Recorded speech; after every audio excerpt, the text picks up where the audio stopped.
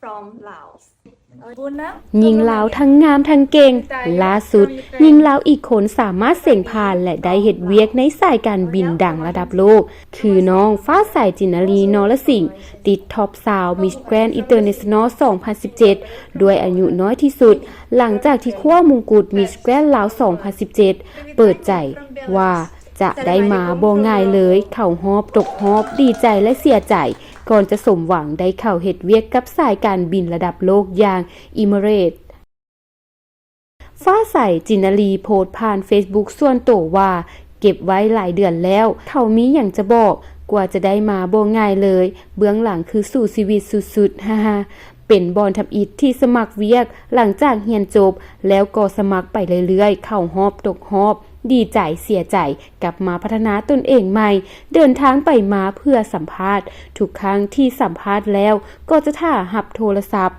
ว่าเฮาผ่านบ่และแล้วหลังจากสัมภาษณ์มาหลายรอบในที่สุดก็ได้รับสายโทรศัพท์จากบวก971แล้ววันที่สัมภาษณ์ผ่านคือวันคล้ายวันเกิดตนเองอีก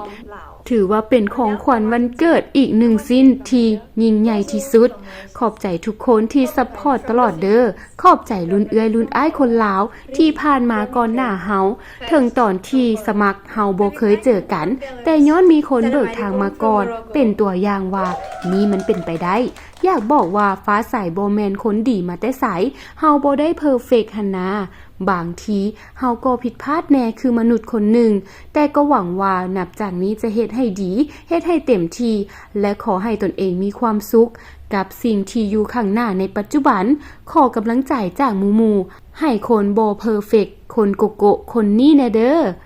สุดท้ายขอเป็นกำลังใจให้ทุกคนที่มีความตั้งใจบ่ว่าจะเป็นสายงานใดอยู่เฮ็ดได้เสื้อไอ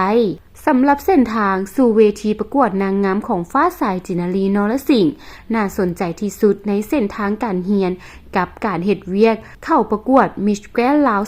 2017 อายุเพียง 17 ปีก่อนคว้ามงไปครองและได้ไปแข่งขันเวทีระดับโลกด้วยอายุน้อยที่สุดในกองประกวดก่อนจะสามารถผ่านเข้ารอบสาวคนสุดท้ายในเวทีระดับโลกก็คือ Miss Grand International 2017 หลังจากนั้นก็เริ่มมีชื่อเสียงในวงการบันเทิงลาวจนล่าสุดประกาศข่าวดีได้เป็นหนึ่งคนที่เป็นพนักงานจุบินในสาย